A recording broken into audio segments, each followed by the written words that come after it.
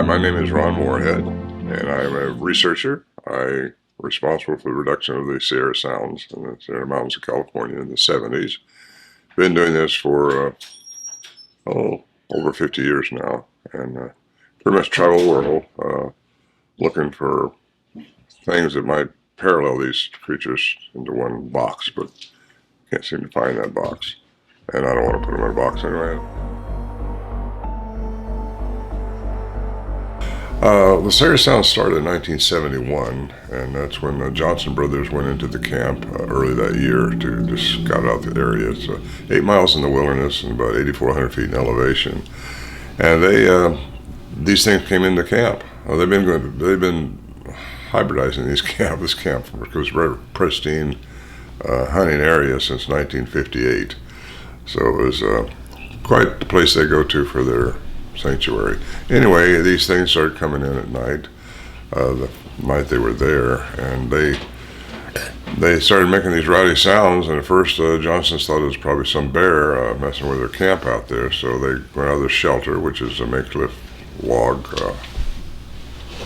trees growing into a circle with a cable wrapped around it, and deadfall leaned up against that. So, but as soon as they got to the doorway, they realized that those sounds were not from a bear, they're from something else. And they didn't know what it was. Nobody was looking for Bigfoot. They certainly weren't. And again, they've been habituating. They've gone to that camp since 1958. And no telling how much these things have observed them, but they never made their presence known until 71. Confirmed. Other things happened, but they kind of put it off to a bear or something else. But this was undeniable, something with 5 toes, a big footprint out there. It was a hunting camp, basically. And so they came out and told the other guys. The other guys had to know, but they weren't telling anybody because some kind of a monster's up there as far as Johnson was concerned. And they went up there. One of the guys, the first night, he thought he couldn't believe that, the Nephilim or giants still existed in this time frame. So he got scared off and just left him a note the next morning and said, I'm out of here. And he came out, the other guys didn't, and the wise then started getting worried, and he wouldn't go back by himself. And that's how I got involved. I was friends with them all, I knew them as just good people, and so he said, I'll go back if you go back with me. So I went up there with him and made the long, hard trek into that camp, and it was long and hard, and I thought I was in shape. I was 29 then, and anyway, nothing could hurt a person that's 29 years old, right? So I became part of the group then. They knew that I knew where it was. They wasn't so sure I could find it, but I think I could have. I'm a private pilot, and I started flying them over the area when the snows came, and they wanted to see what it looked like from the air. So we started researching where could they migrate to, where they go. It wasn't until the winter of 1971 when Warren Johnson, who's the leader of our group, he wrote a letter to Ivor Sanderson, a cryptozoologist, and who's now passed away. And then he wrote a letter to Peter Byrne, who had a Bigfoot research center on the West Coast. Both of those guys thought it was probably a probable hoax because nobody has repeated encounters like this. He thought, when I read all this later, I didn't realize they thought that. He sent it down to a guy named Alberry in Northern California to see if he was interested in interviewing us and see if there was anything to it. There's a long letter explaining everything that was going on up there, 23 pages handwritten by Warren. And anyway, we ended up getting interviewed by Alberry. He came down and interviewed us separately and together, and he ended up we took him in there in 1972. He started experiencing the same thing. He set up his recorder too. And that's how it began for me. Really, it's been an adventure, and it's unparalleled, really.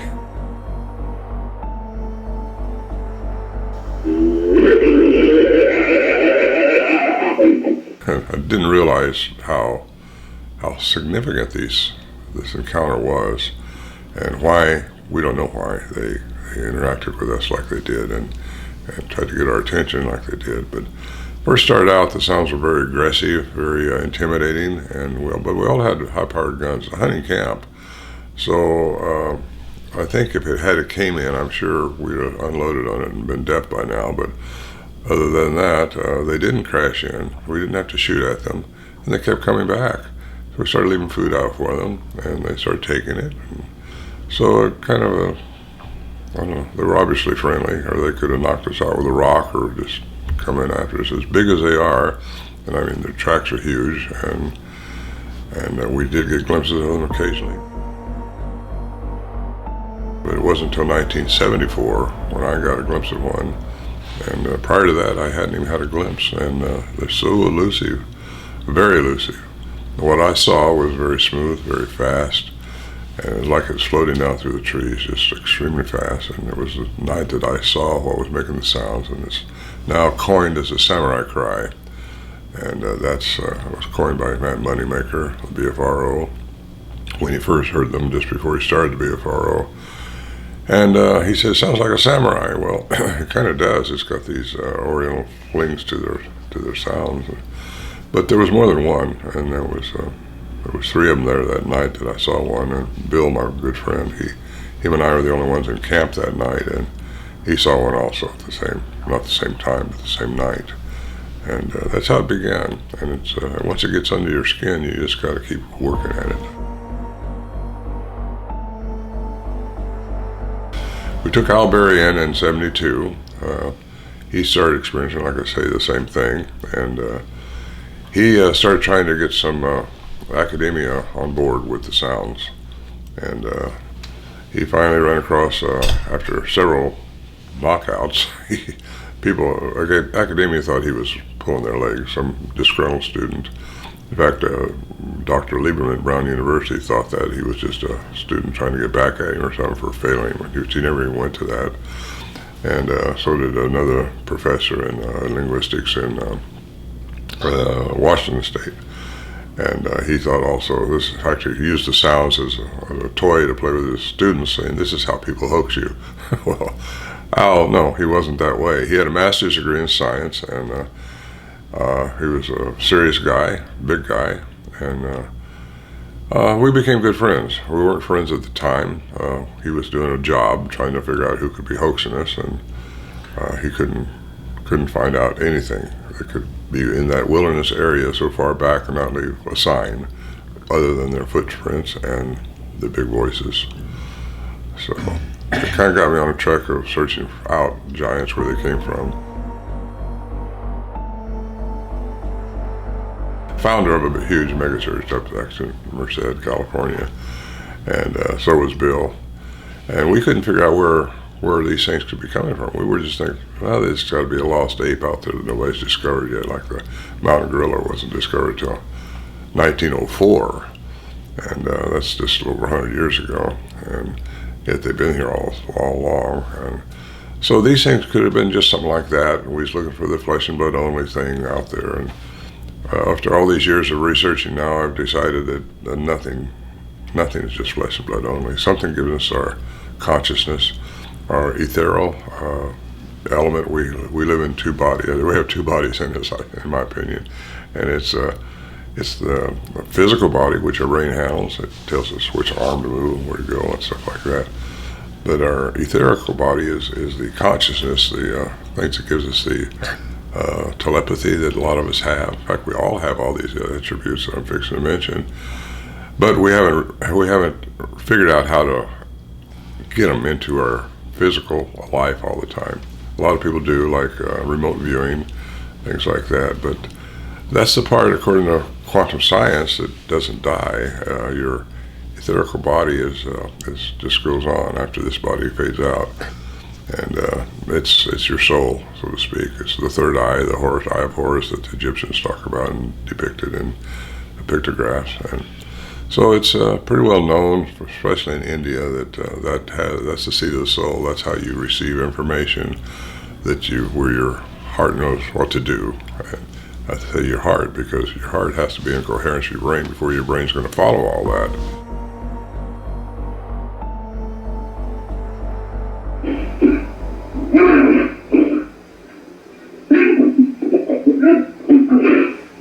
That changed my whole life, really, at that moment. My conclusions that I immediately drew was that this is not a human being. Okay? Second thing was, it was speaking a language, which was way beyond anything that I could imagine. And the third thing was, it could not be fake. It was not fake. Now here, you see the humans and the creatures stepping on each other.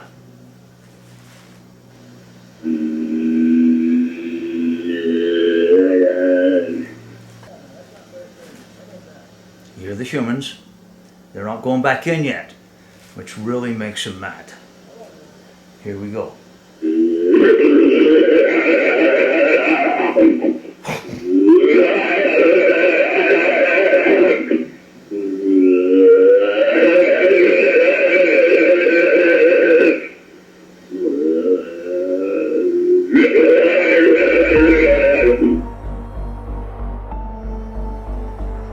Mystery things happen. I mean, balls of light. I saw a UFO come down from the trees up there one time, big blue ball, huge. It was definitely controlled, coming down slow. And that was something, but it wasn't unusual for that area just because strange things happen up there, and I don't know why, but they do. And anyway, we had our camp, I thought, being tore apart one time, and we all looked out there, and nothing had changed, and that's, how does that happen? You know, you either are hearing into another dimension, or they're able to create these sounds, which Scott can tell you here, but they have a very expansive vocal mechanism which seems to go in and out of the human vocal mechanism. And we've had others say that too. Professor Curlin, who studied them in 1960s, I think it was, Al Berry found him to study the sounds. He's a professor of electrical engineering, very highly qualified, written several papers, and he wrote a paper which, and he presented his findings at the Anthropology of the Unknown in British Columbia in 1978, I think it was, and or maybe 1980. I don't know, it's in a book, A Man Like Monsters on Trial. And so that kind of got the ball rolling with, hey, there's something going on, but academia just couldn't get their paradigm changed, and most of them think it has to be an ape in the woods, just something that we got to discover, which maybe some of them are just that, but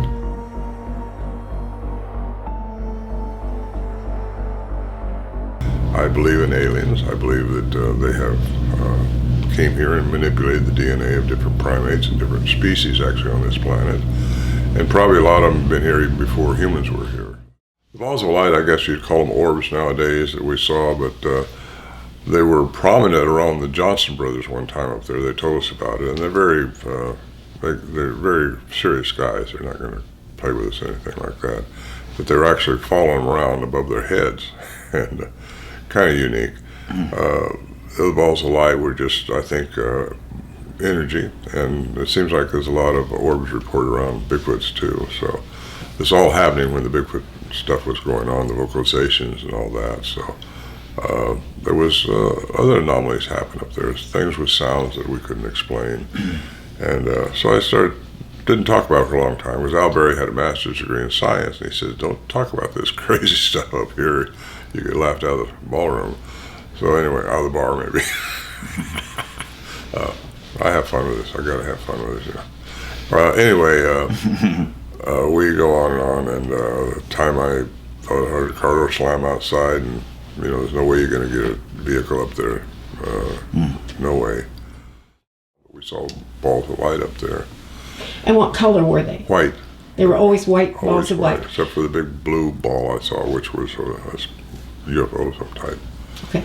And what shape was it? A round. It was a round blue, more of a UFO. And why would you describe that more as a UFO than the orbs of light? Because it wasn't white like everything else was. And the size? It was just coming out slowly, and it was happening. It happened at the same time we was having the Bigfoot encounters. So it was, I call it a UFO because I couldn't identify it. Right. And it was definitely control coming down from somewhere up there. And I lost it behind the trees when the camp is inside, there were a lot of trees. Was it larger than the big white It was orbs? huge. Whatever it was huge. Yeah, it was. I couldn't tell you because I didn't know how far away it was, but it was huge. Did it have any lights on it? Was it no turning lights at all? It was just a blue. And what hue of blue? Was it dark, medium, light? Was it dark blue? Dark blue. Yeah. What time of day was it when you saw It was night. I used to be a UFO researcher, so I interrogate people. It was night, but up there at night, if the stars are out, you can see, it's like a football field. You can just see forever, it's really nice. And it was the one and only time you saw That's the only time I saw it. UFO up there. Yeah, I heard a big tuning fork sound above us there in the daytime one time, but I never could find the source of it. It was like, ooh, like that type sound, and just above us, and no one could find it, whatever it was. So didn't think about cloaking or anything like that in those days. But now that I find that energy and matter are interchangeable according to physics, Einstein said that. Dr. Dirac won the Nobel Prize for antimatter in 1933, and now CERN has established that too with this Hadron Collider. So anyway, energy and matter are interchangeable, so that gives us a lot of leads into what can solve these paranormal, quote unquote, I don't like to say paranormal, but paranormal is not a science, it's a pseudoscience. It's like the woo, they call it. Quantum science is established, and it answers a lot of the questions that are in the woo generation. Nothing, in my opinion, is just flesh and blood. We all have different abilities that we haven't got to the bottom of yet within ourselves as humans. I think I've established, at least in my mind, that these things have a human component to them. Exactly. And so, Scott, you've been at the camp how many times with? 10 times. 10 times. And so the two of you 10 together. times, attempted 11 times. The first time we were unsuccessful in making it up there. But 10 other times I've done 10 expeditions with Ron. Mm-hmm. And my son Stephen has done 5 expeditions with us. And my daughter Amber did 1 with us. Me and Ron and Stephen. Right. And when you were there, did you see any of the orbs? I've never seen any of the orbs. But you heard some of the sounds. I've heard, well, if you're asking me about the weirdest things that's ever happened to me, besides the cowbell incident, which I talk about, which I tell you at length, and he and I see that very different. ranchers there let their cattle out to graze that area. They have a lease on it, and every third one has got a cowbell. So it's automatically that you think when you hear cowbell there must be a loss, because it's way up in the mountains. Hardly any of them get way up there, so you think that. But then God heard it almost immediately. All of us, all 3 of us, me, Ron, and Stephen. On the other side of us, and that would be weird. Plus, we went out looking for the tracks and never could find any tracks, and you would have seen a track out there. Could I reiterate on that cowbell? This is what happened from my perception. Stephen sees it kind of this way too, because it freaked us all out. But let me explain one thing about Ron, is that he was so oppressed, as a businessman and an entrepreneur and restaurateur, right? He was so oppressed for 35 years, right? About all of this, and him being a charlatan, him and Al making all this up, and it's hard for a man in his position. So he became a skeptic, really, is what I would say. Well, I just kind of... Because to be careful, a careful skeptic, you're not going to say it's a Bigfoot unless he sits down and has a cup of coffee with you. You're not going to come out and say that, right? Whereas me and Stephen, we were going, that was ultra weird. That was not a frickin' cow, right? And so Ron's always been, the level-headed minded of us all, because he's been through this for so many decades now, right? So he's trying to give us some rational explanation. Mm-hmm. But what happened is we get up after hours and hours and hours of hiking.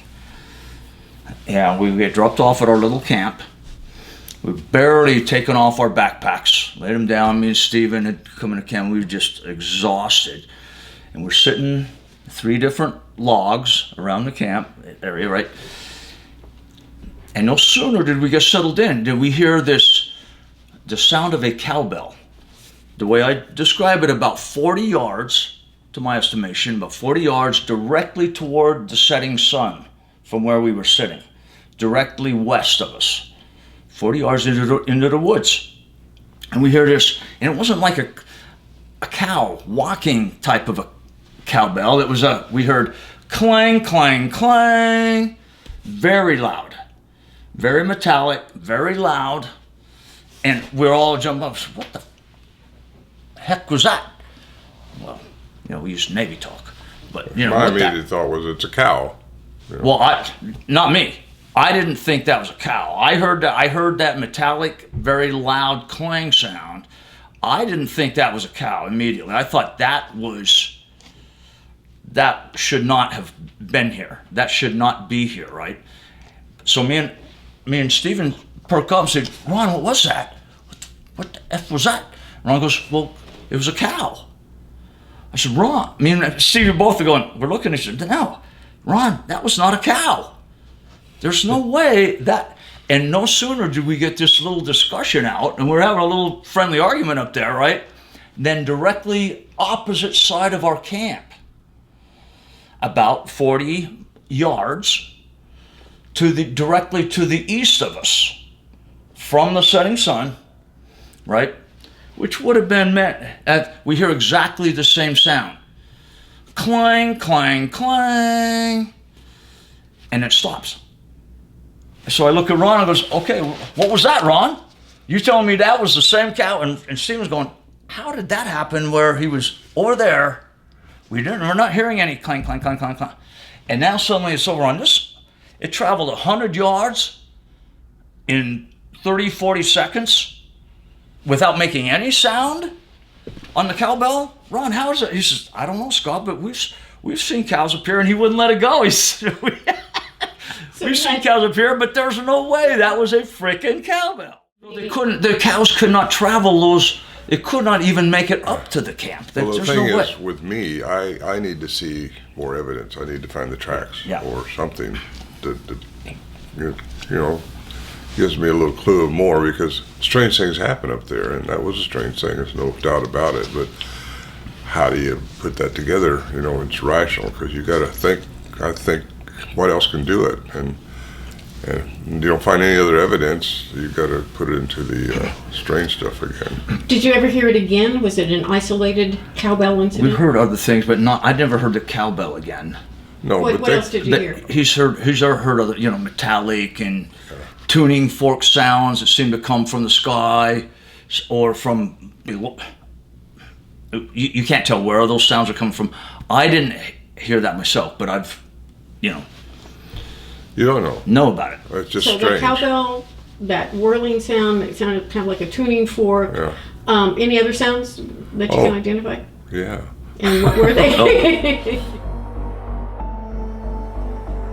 Well, Larry Johnson, who's now passed away also, he said he heard in the daytime a bunch of horses coming running down towards the camp. Oh, gosh. A herd. And no, it wasn't happening up there. It wasn't. Galloping like a herd of. Well, he said they were coming out towards the camp fast, and we couldn't find any tracks for that. And plus, that wouldn't be happening. There's nobody going to let their horses run around like that. And plus, again, it's 8,400 feet elevation, and it's got to work to get up there. You just don't just stroll around and get up there. So he had that happen. We've had just innumerable things. Strange sounds. Well, give me, as you think of them, give me all the sounds that you remember having identified up there. Well, one night I went there in 2011, and 4 o'clock in the morning I woke up. I wasn't sleeping much because they were around, and I heard them chatter earlier that evening. And I heard a metallic sounds right outside. Are you telling about the time you went up by yourself? Yeah. And what, against my Well, express. Even David Pilates told him, don't go up there. We all left. We're begging. Well, earlier that evening, in 2011, I went up by myself. I had somebody scheduled to go with me, but Scott and I had been up there 3 times that summer, and this was one of the sons of one of the guys that wouldn't go back, and he backed out at the last minute. So I thought, well, I got to know, because we didn't have anything. I call it definitive. You got to have something definitive to go with, all this. In 2011, when I was by myself, which you shouldn't do, just because you don't know what's happening, and you don't know what the intent of all this stuff is. You just know you didn't get eaten up or carried away or anything like that before. So I wanted to find out definitively if there was something going on for sure, because nothing had happened definitively that summer with Scott and I. Just things happened, but nothing you could put your finger on. And anyway, it was daylight, late in the afternoon when I heard a big pop. And in 2011, when I wrote this about it in my last book, Voices in the Wilderness, I thought it was just a tree knock, but it was very, very loud. I mean, it's just like a gunshot going off right next to me. And I thought, well, that's a sign, If nothing else makes that kind of a sound, really, unless it's a jet flying over something. It wasn't. So I sit there for a minute in this little tent I'd set up by myself again. That's a little concerning, because I didn't have a high-powered gun with me. I had a little 38 with birdshot in it to get a bear away if they came after my food. And nothing was happening, so I thought, I'm going to step out of the tent. I stepped out of the tent, daytime still. Mosquitoes were horrible. I went in the tent earlier just because the mosquitoes were so bad, and I went outside and started just keeping my mosquitoes away from my face, and I started talking to them because I knew something was out there, and I was trying to convince them to show themselves so I could learn more about them. With this went on until it started getting dark, and I thought, I want to get out of here now. So I went back in the tent and laid there, and at 10 o'clock that night I heard chattering going on down by our makeshift toilet that we had down there. And then I heard something bipedal tromping around right next to me out there by the stove, and it hit the stove, a barrel out there that we had brought in earlier on the mules. We saw in our trash at the time, and it hit and I thought, could that have been a pine cone? No, something walking out there, something with 2 legs. It almost jars the ground, it's so heavy. And anyway, I started talking to it because I thought it was one of them. And thanks to this day, I think it was one of them. But they was looking for food, I think, because we used to leave them food. And I didn't leave any food out that night. I just wanted to get out of there, get into the tent where my safety was, right? No safety in the tent. And anyway, I started talking to it, and I said, I asked you earlier not to come back when it got dark and scare me. So it came right up next to the tent, bipedal, stood right there. Never heard it walk away, but nothing else happened until 4 o'clock. I didn't sleep much, I gotta tell you that. I laid there in a sleeping bag, and 4 o'clock that morning, I heard this metallic sound. I was hoping I could identify it. By the way, my tape recorder with brand new lithium batteries was dead. And that's not unusual up there. Scott had it happen to him a lot of times, I think. But I couldn't record what was going on. Even the chatter, when I tried it earlier, my tape recorder wouldn't work. But this metallic sound was really weird. I mean, but then everything's weird sometimes up there. And I listened to it for a while, didn't know what to think about it. Then it went away, and that's the last of it. As soon as the daylight came, packed up, closed up the tent, put it away. Didn't the metallic sound like it was coming from right outside your tent? Yes. Yes. Well, let's get into when you say metallic sound. Was it a clanging sound? No. Was it what kind buzzing. of? Wasn't it like a buzzing? Is how you described it to me. I was going to try to remember how to make that happen because I couldn't record it, and I can't put it in my head how that happened or what could have caused that to happen. Because it was, when I say metallic, it sounded like a bunch of frequencies and just metal Like a humming or a buzzing or No, it was electronic, maybe? yeah, maybe Metallic, electronic, something? Yeah, something like that. When I think of electronic, I think of buzzing, Yeah, humming. buzzing, yeah. But it wasn't buzzing or No, humming. no. It wasn't clanging. It wasn't metal against metal. It wasn't screeching No. like rubbing against something. So It was a bunch of different sounds all at once. So it was something about the tone of the sound that made you think there was something metallic involved with this. It was a very metallic sounding. Like higher pitched. I don't know maybe. I don't know how to explain it because I was hoping I could remember it, but I don't. Well, there's a big difference, plastic to plastic and metal to metal. sure. There's a huge difference in those sounds, so I can understand that there was something about that tone. And you've never explored by going out and seeing what kind of things that might have that kind of sound or tone. Had to be something messing with something organic messing with something else, or I don't know. I just don't know. It was just very strange sound, and I don't know what they were doing. I don't remember missing any times, but nobody's asked me that. But how do you know if you're missing time or not? Well, and especially when you're up there, because time comes Yeah, to and you're skill by anyway, right? and you're by yourself, and it's, again, you don't know.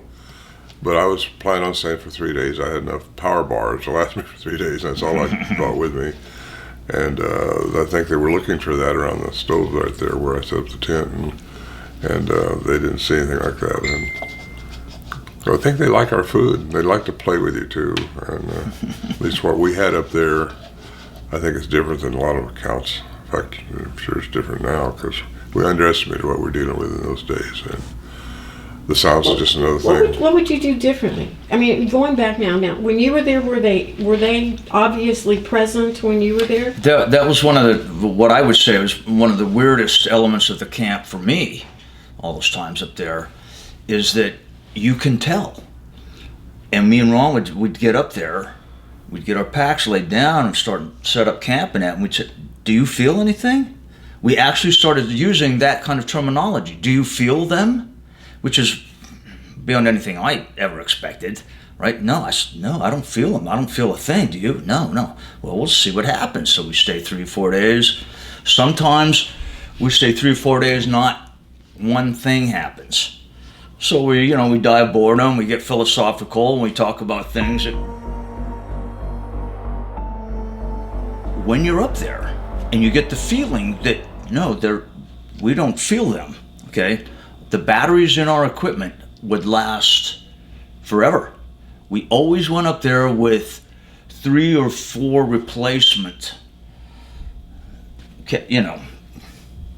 batteries to make sure we didn't ever run out.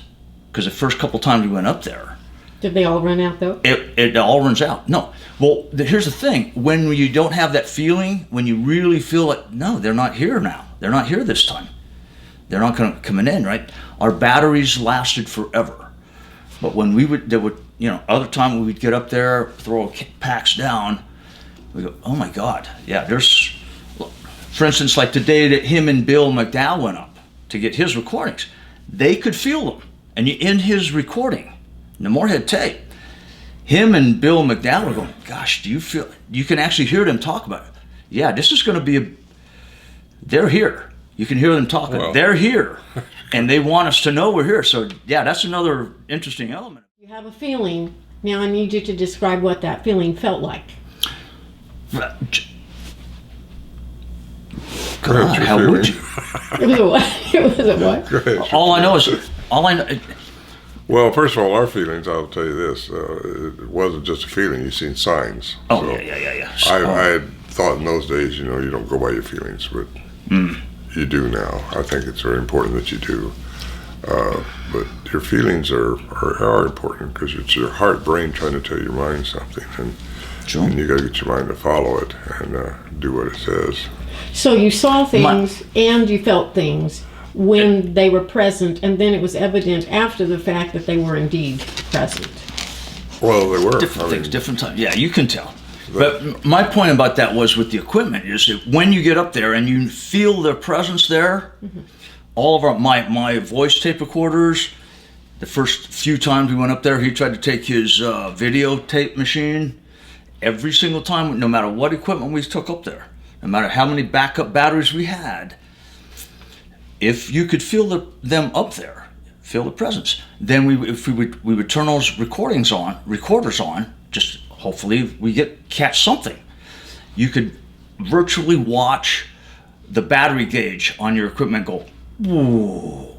Right. You turn it on, and you could watch it drain. That was, for me, that was one of the weirdest things up there. Okay, now let me play devil's advocate, because I want to get some stuff that hasn't been heard out there, and a lot of this has. So I'm going to ask some questions that Sure. might, just get some new answers. So you're up there, the batteries are drained. You suspect that there's a Bigfoot around at that point. Could it have been the UFO, the orbs, the other phenomena causing that drain as much as Bigfoot causing the drain, or are they all kind of intermingled in one and the same? I think they're all one and the same. I think these UFOs have a connection with the Bigfoot. Possibly they created them, for the DNA manipulation to a primate of some type, and I think they can cause a lot of things happen that we just are still trying to understand, but they can entangle things with their aptitude, whatever. Or even because this is just me brainstorming, but because you always think, well, what is this thing that you're dealing with? Could it be some kind of a force and energy, an interdimensional portal, something there that's allowing visualization of and hearing of all of this phenomena, but it's actually something even beyond all of that is present there? Explore that thought. Well, I think I've been asked that a lot, because if you don't see it, you don't know it, according to our 3D environment that we are in. But I think that they can probably entangle your minds. Now, remember, there was more of us in the camp several times than just myself, which rarely did I go up there by myself. In fact, I only went there 3 times by myself. Now, early in the 70s, when I thought the fear wasn't going to drive me out, I'm going to get past that, so I went there by myself just to get past that. But in 2011, when I was up there, I wasn't so afraid anymore, because I realized they were going to eat us. But let me back up to 2074, which was my most unique night. That's when I got to see one. But prior to, after we packed the mules down at the trailhead and got going, well, we got about a couple hundred yards up the trail, and the mules and horses started routing around, and we didn't think much of it. Didn't think anything of it. Could have been a bear, could have been anything disturbing. We shot a rattlesnake there years ago, too.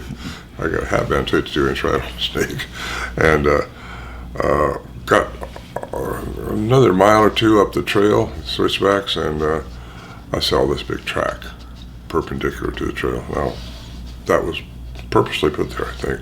And I was the lead horse. I watched for those things. No one else had been on the trail yet, and no other person anyway. And you see that, if you took the ravine where that first thing happened with the horses and shoot right up the other way, you would have crossed the trail right there, and that was headed, if you go that way the crow flies, towards our camp. When we got to camp, we got there late. I say late, normal, going in, and it was going to get dusk pretty soon. Bill started taking the stuff off the horses and putting the horses and animals away. I started building a fire in our little store we packed in, reassembled, and we started hearing these pounding sounds, rapping sounds, which is tree knocks by most people's hearing. And we also heard rocks clang, and I said, well, we're in for a night, Bill. And we were in for a night, because they started, just the 2 of us. And that's kind of unique, because sometimes they're not quite there. In fact, I've never been this bold before, ever. Usually they wait till we're inside the shelter before they start trying to do anything with us. And these things started making sounds, their vocalizations. I got my little cassette recorder out of my saddlebag, turned it on, and had to get my second CD years later with the interaction stuff. So I saw them that night. I saw what was making the samurai cry, because it made one behind me shooting down towards the other 2, which I believe was an adolescent and a female, and that was the family group that was there. But the next morning, when we went into the shelter that night, back up, Bill had his rifle. His cover of his scope fell off. He didn't know it. And it landed inside of a track, which we didn't know. Next morning, I opened the door, I looked out and seen the big track there, and his scope cover laying on it, so it wasn't pressed down, which means the track was made first. And wow, okay, they were here already waiting on us when we got here. And later that day, we found these 2 fresh branches that had been twisted off from the spring, and I got a picture of those, just twisted off that big around. No human could do what I saw, and they were laying up on top of the shelter. Earlier that year, we had recovered the shelter with plastic, which we do every few years just to keep the rain out, you know.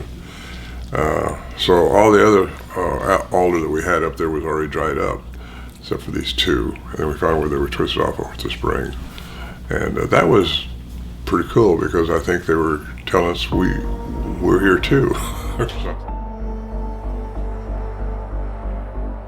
Okay, did you ever get the sense, like this trip that when you went up there, okay, so you're going up there and all of this phenomena happened, was anything different about your mindset, the way you were thinking, the way, would there have been any kind of communication that you feel like you were contributing to this all happening? Not really, no. I mean, not that I can remember happening. We just was excited, because you're kind of into the day in the moment, because it's so pristine up there, and you're just ready to get on your horse and head out, you know. It's a nice trip when you're riding a horse, because you have to sweat a lot. Didn't you feel like they eventually, after so many years, they recognized you? Well, personally, yeah. You and Al and the other hunters, they recognized that it was the same people coming up. And I know they recognized this, because otherwise where would they know where to go? The trail only goes so far, then you cut off the trail, and then there's no trail really that you can follow.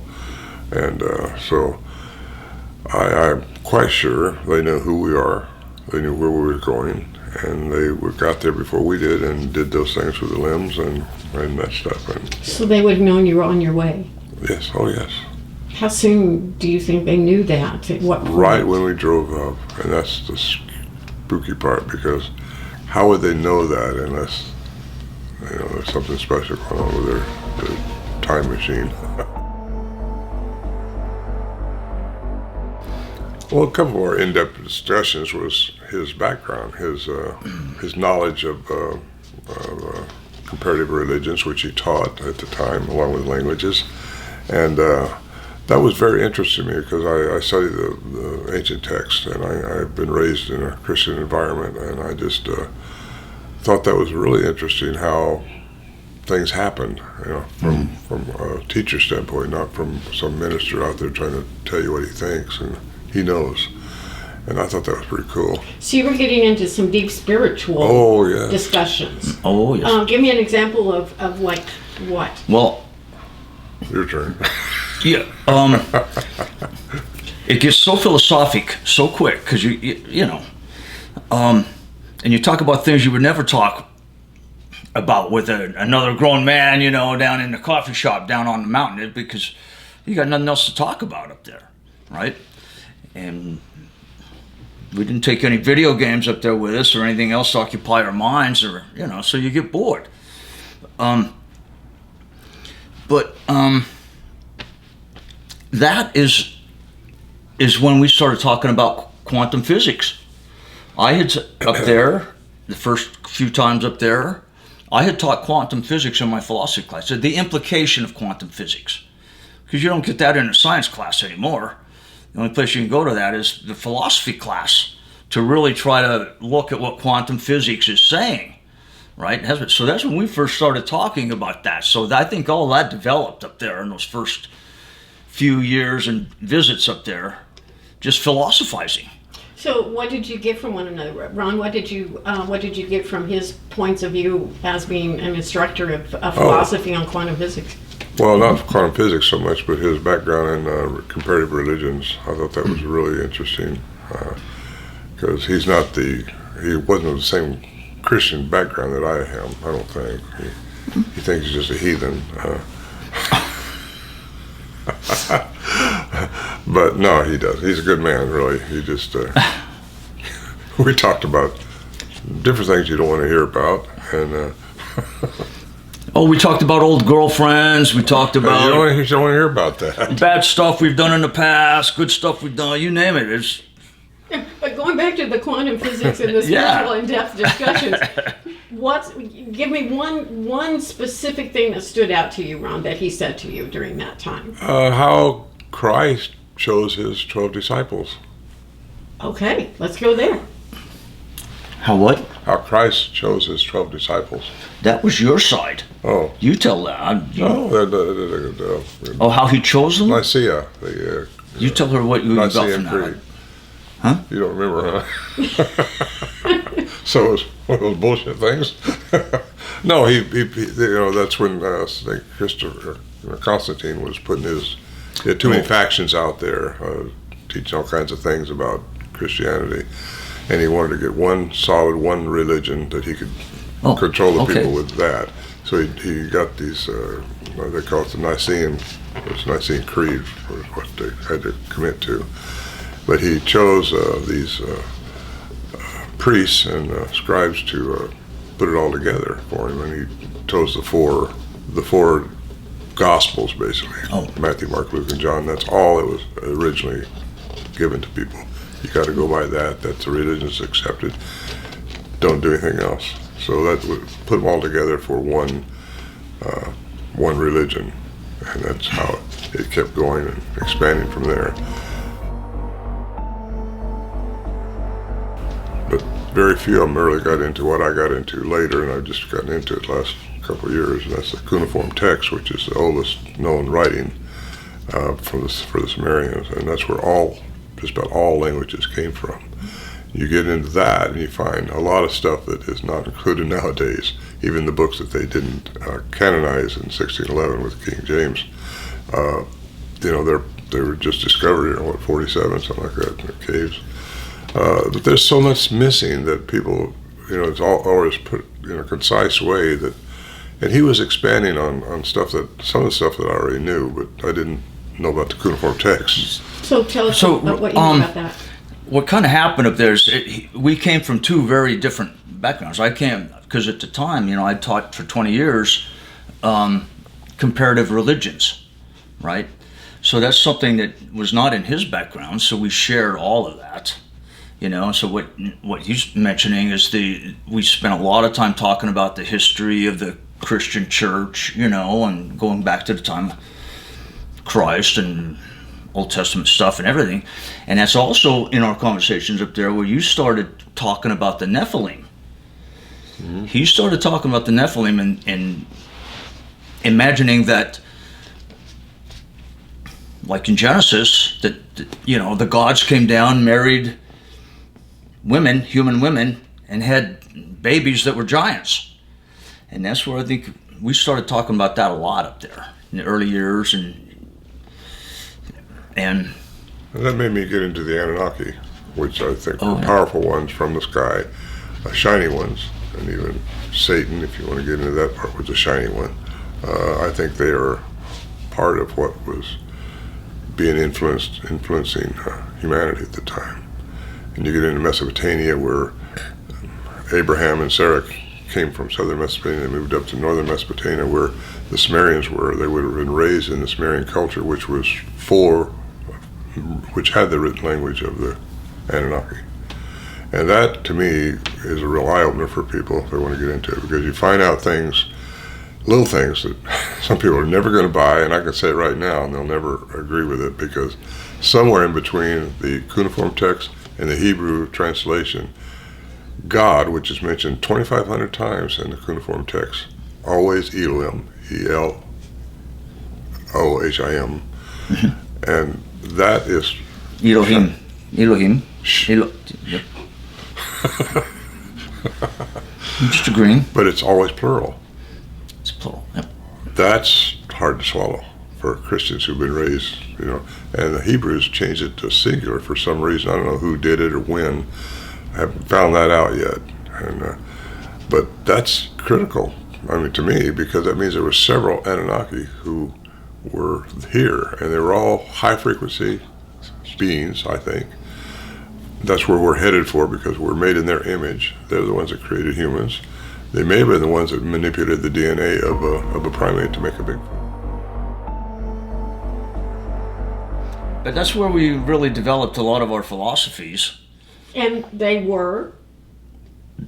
That, well, I think one of the biggest and most important philosophies that Ron and I have developed and came to, right, is that there's way more going on here than we can possibly imagine. Somehow it's all connected, because it can't be coincidental events that are all happening at the same time in the same place, and have it not be connected in some way. So, And you don't feel like that your presence there also was connected with that by not? oh yeah, of course. Yeah. We may be hybrids. Well, We are hybrids. you're related. It was the DNA that took you But, there. Well, yeah, I want to get into the oneness that we all really are. And once we leave this embodiment, where we develop the oneness in the super consciousness, which is a high frequential area, ninth dimension, I think. That's where we're all headed for as human beings. That's what we're made in the image of, as those high frequential beings. And is your philosophy, was that a like philosophy between the two of you? We developed, I think we were very far apart when we first started going up there, but it didn't take long before, you know, you start coming to the center, you know. And Well, again, my philosophy is based on how I see quantum physics and how I think a lot of the people that studied the Veda, which was Tesla and Einstein, all studied the Veda from India. And that gets into the cuneiform and how we are, what we really are as human beings, the spiritual beings that we really are and what we are capable of doing. But even the masters, so if you want to get into Christ, he said we can do what he's doing, but how many of us are walking on water? How many of us heal other people? You know, really, how many of us can do what he was doing, but he says we can do it. So if that's the case, he was working under the rules, I think, of quantum physics. And that's what I try to tell people, because we're able to do that stuff. We just haven't reached that level of evolution yet. And I think it's all done through the pineal gland, where you hear and meditate instead of trying to ask for something. You're trying to... Have either of you felt that this experience on the mountain and this experience with this phenomena, that's whatever's going on there, do you feel any kind of a sense of mission or responsibility toward humanity with it? Okay, let's talk about that. What's your sense with that, Scott? so, as far as a sense of mission goes, right early, when I first met Ron and Al, and again, my first question was, why didn't anybody ever notice that this was a language before, right? And he says, and again, their answer, they looked at each other and looked at me and said, no, we always knew. He said, we've been trying to find somebody that could help us prove that for 35 years, essentially. And so that right away gave me kind of a sense of mission, like, who else is going to do this? I never got into it because I thought, God, I can advance my career in some way. No, that was the farthest thing from my mind. I was just so flabbergasted of what was my new knowledge that had totally destroyed my previous paradigm, right? And how about you, Ron? Okay. Did you feel any kind of a mission with this information for humanity in some way? Absolutely, Walt. Yes, it's become part of my life mission is to spread this around. Because every year you learn more, and every year we're learning more, and I hope to keep learning more as long as I'm in this embodiment. And it just, when Al and I, we all knew they were talking to each other up there, but until you get somebody like Scott here to attest to that, who's been trained in languages and codes and things like that, and Professor Curlin, who assessed the sounds of tapes were not messed around with, they were not pre-recorded. Until you get some professional behind it, it's just you're saying something, and saying something doesn't prove anything. You have to have a professional behind it to establish that. Because I've had a lot of people say, "Oh, I know what they were saying to you." Well, how do I know they know? They don't know. You know, I mean, I've had several people tell me that, and they'll tell me something different. So how do you know who to believe? It doesn't matter what they say. It doesn't matter what anybody says. It's what can you establish through a professional means. And I didn't know a guy like Scott existed, really. And there's not that many of them around, really, with the qualifications. Two-time graduate of the Language Institute of something. Do you think it was any coincidence that the two of you connected and this all came about? Yes, I don't think there's any doubt about that, because it's led me into more. That is a big step, you know, what he did, transcribing a language out of these sounds, because only humans have the vocal mechanism, supposedly, according to Dr. Lieberman, according to different professors. That's why a lot of professors, academia, won't take on this subject, because it is a language, and they can't accept that because only humans have the vocal mechanism for sapient language. And that's what we're doing now. Dolphins, whales, birds, everything has a way of communicating, but not in a language like we have a language, which means the morpheme stream. Not articulated in the human way. This is completely different than all other animal languages. And when you get that established, which I think I've established because of Scott and because of Dr. Curlin, and then because of Dr. Lieberman, who actually thought it was being faked, because he says only humans have that, so he washed it out because he's got his paradigm, you know? And that's what all academia was doing, I think, most of them.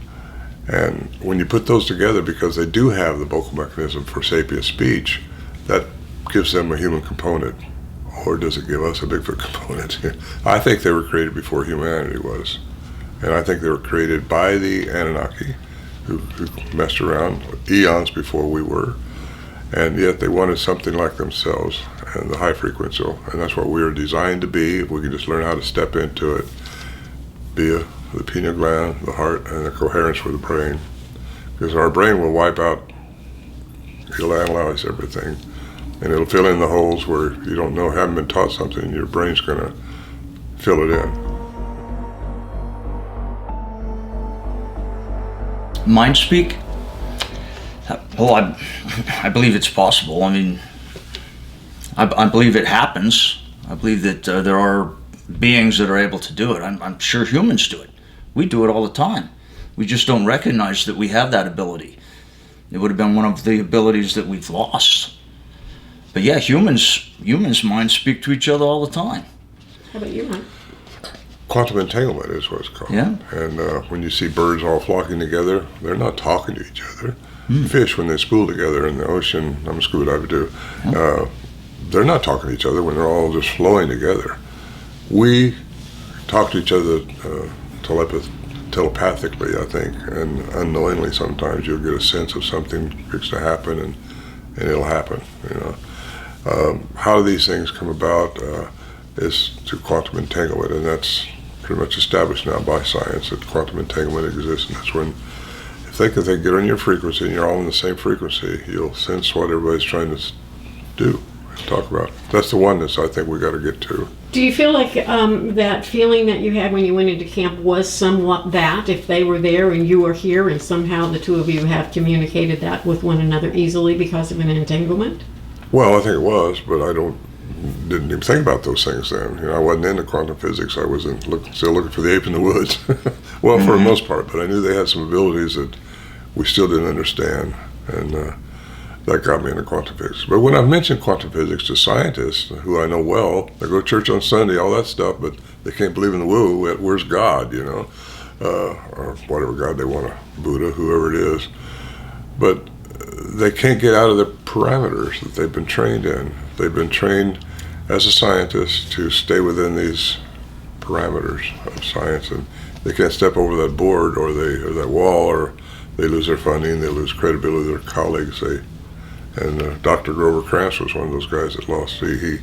He was, I actually just went into, and he's a university professor, he's passed away now, but he was getting into the Gigantopithecus. He's trying to figure out some scientific way that Bigfoot could be here, because he felt like they were here because of the tracks they were leaving, which Dr. Meldrum now has taken up that banner. And so he was into the Gigantopithecus theory that maybe they didn't go extinct, they came across the land bridge, they did all the stuff that science says had to happen. science is full of BS a lot of times. You know, they just have to make up something because they're given so much money to study something, and and what happens is they got to come up with an answer, whether it's good or bad. But then it's accepted because there's a paper written on it, and all these other guys who play golf with them said, okay, let's accept that, and they go with it that way. And it's a shame because a lot of things we've been taught is wrong, and that's just the way it goes. And I think a lot of people are believing that now, especially since Roswell didn't turn out to be a weather balloon. And yeah, UFOs are being seen real often now, and a lot of things are coming true that a lot of the psychics said was going to come true. Edgar Casey being one. People who, there's a lot of people that claim things are rapidly coming to a close for this time period. I think it already is a bridge. Yeah, Bigfoot is the bridge because that's what brought me into the change that I think we're going to see. Even the Bible, which I studied a lot as a younger man, says as it was in the days of Noah, so should it also be in the second coming. Well, here we are. What was happening in the days of Noah? I started looking at that. What's going on then? Flood, world events. Basically, the Nephilim, or the fallen angels, aliens, came down and inbred human women. I think that's been going on with artificial insemination now, with these abductees that are claiming that. But you're also going to be inundated with aliens that we're going to all see. And that's happening slowly, though. It's not happening like that. We're just being inundated by the media, by theaters, the productions they're putting out. It's just Bigfoot conferences. Yeah, Bigfoot conferences. Now, I mean, nowadays, look at nowadays, how often, I mean, every single day on the media, you hear about disclosure. Yeah. Disclosure is the big word now. So, I mean, as they've already started that, you know, the military's come clean, you know, so it's really does look like the government or the powers that be, whoever you want to say is in charge, is very slowly acclimatizing us, and we're gonna have a little bit of a slow disclosure, but it's inevitable. They will only give you what they think you can handle. Yeah. Because if you can't handle it, they're not going to give it to you, and they know it. I mean, they know about aliens. They know about advanced technology that's out there. It's here now. We just can't. You can't do it without throwing a kink in the whole world, and that's what it will do. But it's trying to give it to us slowly so we can handle it.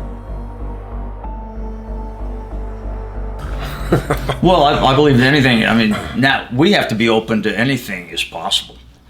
Cloaking. Okay. Here's how if they're able to do some of the other stuff we think they can do, cloaking would be easy. Well, UFOs cloak, obviously. They've gone just like that. People say it took off real fast. Well, fast is not the word for it. They changed their, and I said this earlier, I don't know if you'll keep it in or not, but energy and matter are interchangeable. Matter and energy are interchangeable. Established. Dr. Paul Dirac established that in 1933 with his antimatter equation. Again, can Bigfoot disappear? I used to throw those people out with baby water when they told me that when I was talking to them. But they do. And how does that happen? So I had to find out, because different people are saying this stuff. And how does that happen? Well, it happens through what I just said. Matter and energy are interchangeable. They can somehow, through their frequency, maybe their vocal frequency, have a way of reaching the frequency that would change their matter into energy. That would cause them to go out of our perception. And we only see within light's frequency, 430 to 770 terahertz, that's our light frequency. All these other frequencies are out there. Everything, according to Tesla, is energy, frequency, and vibration. We are, everything is. You get down to the minute part, and you realize that there's some truth to this. We don't see it with our 3D eyes. We only see what these two eyes are telling us. That's why you got to get into your pineal gland, your consciousness, and let some of this stuff just allow you to believe that there's no end to the universe. How can there be an end to the universe? There can't be. It just can't be. You have to conceive it. So you get into that stuff, and can they cloak? Well, let's call it cloaking if you want to, but they go out of our perception. They can change their matter into energy, and the trackways will stop because their density is out. There's no more density to them, so the trackways will just stop. And you get into Fred Beck, who said he wrote this his story, who claimed he shot one in Oregon, 1924. That's how old this story is. But prior to him shooting one, they followed a trackway. He said that creature that was leaving those tracks would have had to jump to 160 feet to have not left another track. Okay, he gets thrown out there with baby water too, right? No, they can change their frequency into energy, and that allows them to, again, now have density and the trackways will disappear. So that's the naysayer's answer, my answer to the naysayer, and that's established by Hadron Collider in Switzerland, mainly by Einstein, who says matter and energy are interchangeable, and Paul Dirac, who won the Nobel Prize for that. How about, are they here to teach us something, and what do you think it is if they are? Okay, my turn. You ready? Okay, they're not all the same.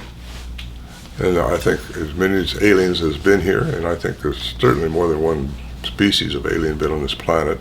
They all have higher technology than what we have today, at least what we're showing. And I think they've manipulated the species of different types of entities on this planet. So if one species, depends on their agenda, if one alien species created a Bigfoot out of a primate to do something malicious, well, what for? Get rid of us maybe. But I think there's more good than bad. Whatever we ran into in the Sierra Mountains of California was good, I think, because I think they for some reason they interacted with us and tried to get me here talking about this today probably. So it was over 50 years ago. And anyway, if they created their agenda to be good and to teach, all we have to do is get relaxed and get into the brain state where they can jump into our frequency and teach us. Yes, they can be some here to teach us, but there can also be something here like in Portlock, Alaska, in the 1940s when they was wiping out this village. It tore apart 30 people, I think it was, before they just left the village. But they claimed it was a Bigfoot-like creature. Now, was it bad or good? That's what they want to know. Can we go back and reestablish that fishing village? Well, to me, and we've talked about this so many times, and I talk about it when I'm doing my presenting the study, Right. is to me, there seems to be something that's guiding all of this. There seems to be something that connects all of us that do show up to venues like this. What brought you and me and Ron and, everybody together? Whatever. You're whatever. What is it? There's something is bringing us all together time and time again.